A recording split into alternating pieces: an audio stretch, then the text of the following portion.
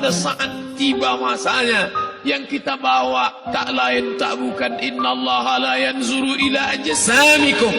Allah tak menengok badan, fisik, bentuk tubuh, baju. Ini sampulnya saja. Wala ila suwarikum. Allah tak menengok rupa, wajah. Walakin yanzuru ila qulub. Hati kamu yang bersih itulah yang kau bawa menghadap Allah Subhanahu wa taala. Yauma la yanfa'u malun, harta tak berguna, wala banun, anak tak bisa menolong. Harta tak berguna, anak tak mampu menolong. Illa man atallah, kecuali orang yang datang menghadap Allah biqalbin salim, dengan hati yang bersih, hati yang tulus, hati yang memercikkan cahaya iman, hati yang bersih dari hasad, busuk hati, sum'ah, riya, takabbur. Itulah yang menolong di hadapan Allah Subhanahu wa taala. Tulang, kulu, kulit, darah, lemak, sumsum akan menjadi santapan cacing tanah. Begitu besok pagi pintu kamar tak bisa diketuk, istri bolak-balik membangunkan tak terjaga, dipegang pipi sudah sejuk macam es batu, tanda jantung tak lagi berdetak, maka darah mulai berubah menjadi nanah, busuk. 1, 2, 3 hari kalau tidak disuntik formalin, jasad paling busuk jasad manusia, karena semua dia makan herbivora, tanaman saja. Tapi kita ini omnivora, semua masuk. Maka begitu mati, paling bagus orang Islam paling cepat dikuburkan. Selesai acara pemakaman, habiskah masalah, muncul masalah baru. Disitulah kita baru sadar. Apa kata Imam Ali radhiyallahu an? An-nasu niyam. Semua manusia waktu hidup itu tidur. Bapak tidur, ibu tidur, saya tidur. Semua orang waktu hidup itu tidur.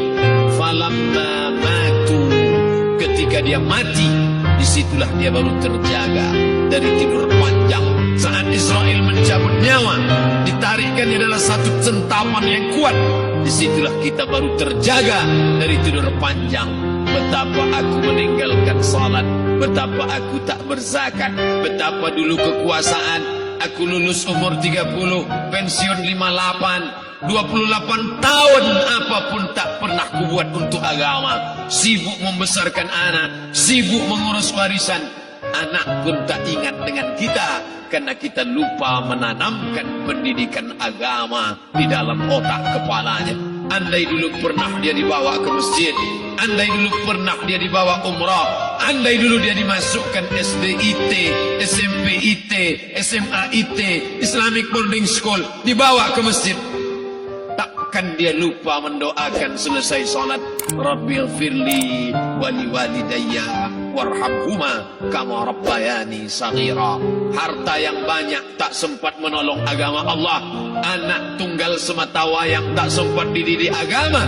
Istri meninggalkan dalam keadaan stres susah hatinya karena dia tak diajarkan sabar menerima ridha ketetapan takdir Allah.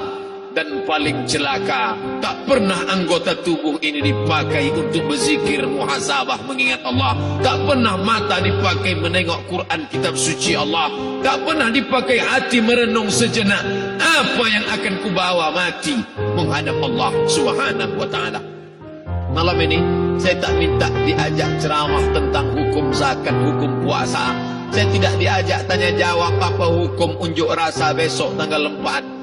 Yang ditanya adalah bagaimana kita merenung sejenak. Abdul Somad, engkau berhadapan dengan para pegawai Badan Pertanahan Nasional Provinsi Riau, berkumpul 12 kabupaten kota. Ini orang-orang ngurus tanah, dari dalam tanah naik ke atas tanah, ngurus tanah, ngurus tanah, ngurus tanah, masuk ke dalam tanah.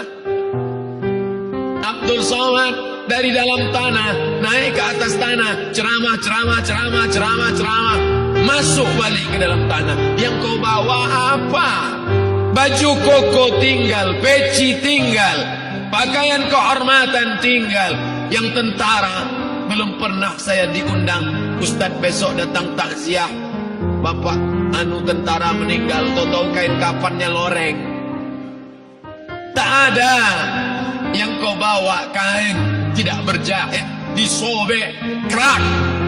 Itu yang akan menyampul kulitmu yang selama ini kau dimandikan, dibersihkan oleh ibumu dulu 60 tahun yang lalu. Sampai masanya kau lupa kapan kau dimandikan dulu. Sekarang ruh melihat, disebut dia ruh karena dia raha ya ruhu ruh, seperti aroma semerbak yang datang pergi hinggap. Ruh sampai masanya dia datang masuk ke dalam jasad. Ruh sampai masanya dia pergi meninggalkan jasad. Malam ini dimuliakan Al-Mukarram Haji Abdul Somad LCMA. Kenapa Abdul Somad ini dimuliakan? Karena ruh hinggap sejenak sebentar, sampai masanya besok pagi dia ruh keluar dari dalam tubuh ini. Anak yang katanya ayahku sayang, istri katanya kaulah abang, sampai masanya mereka tak lagi mau mendekat. Rumah itu saya yang buat, saya yang mengukurnya. Tapi begitu ruh sudah keluar dari badan, tidak satu pun semeter, sesenti, sejengkal, sehasta ada tempat di rumah itu untuk jenazah bernama jenazah Abdul Somad. Dulu orang bertanya, rumah Ustadz Somad di mana? Hari ini orang tidak lagi bertanya, tak lagi menyebut nama. Orang sudah mengatakan kuburnya mana. Dulu kalau dia masuk masjid, didatangi orang, disalami orang, mahasiswa, anak-anak, remaja mencium tangannya sebagai tanda hormat. Tapi begitu diletakkan keranda, kita akan sholat jenazah nanti selepas sholat zuhur. Apa kata orang? Letakkan di tepi sana, letakkan di tepi sana. Tak satu pun mau mendekat, letakkan dia di sana. Bahkan sebagian mengatakan jangan dalam masjid, letakkan dia di luar.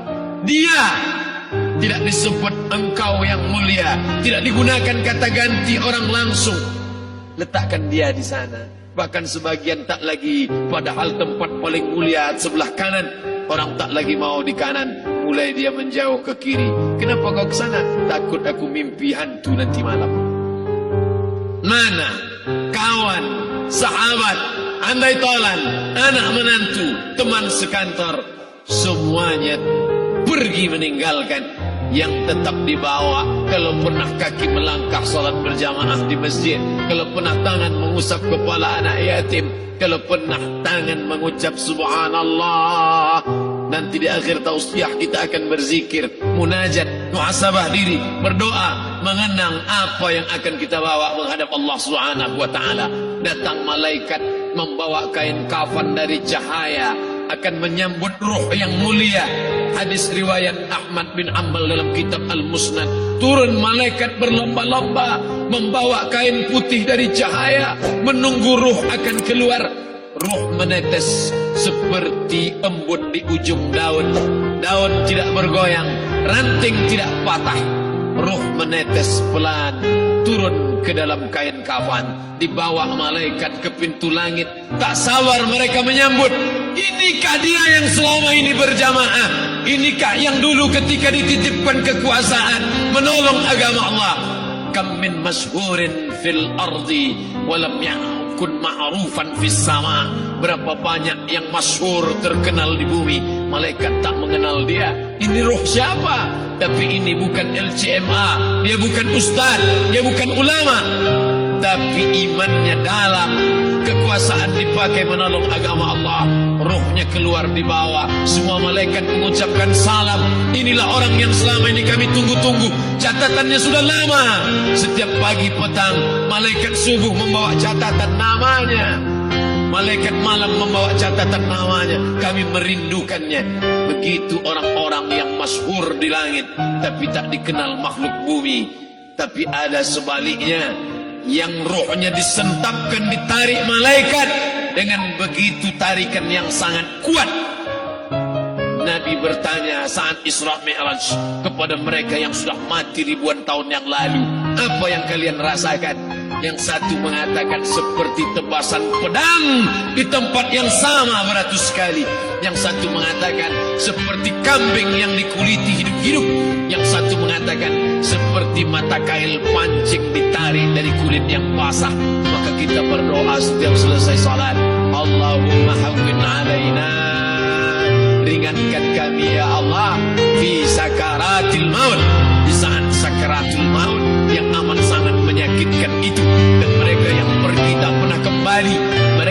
hati tak pernah bercerita kecuali hanya kepada Sayyidina wa Maulana Muhammad sallallahu alaihi wasallam. Di saat malam pertama di tempat yang gelap, di tempat yang tak pernah diimpikan oleh orang, tapi kita tetap melewati dan merasakannya. Perlahan-lahan cacing tanah, ular-ulat kalajengking akan menggerogoti kulit yang selama ini dimandikan, selama ini dipakaikan sampo yang mahal, selama ini dioleskan pelembab yang lembut. Tapi ternyata sebelum roh keluar jasad, setelah keluar dia hanya akan menjadi santapan cacing tanah. Hancur berkeping hari demi hari. Yang pertama kali membusuk adalah mata, karena dia berisi cairan. Cairan ini mengering, busuk dan berlubang. Lalu kemudian usus sebulan di dalam tanah, mulai dia menggelembung masuk angin dan dia meletus pecah. Cacing-cacing tanah mulai datang menggerogoti, memakan. Habis lemak, tulang, kulit, bulu, sumsum, darah, jantung, empedu, limpa, buah pinggang.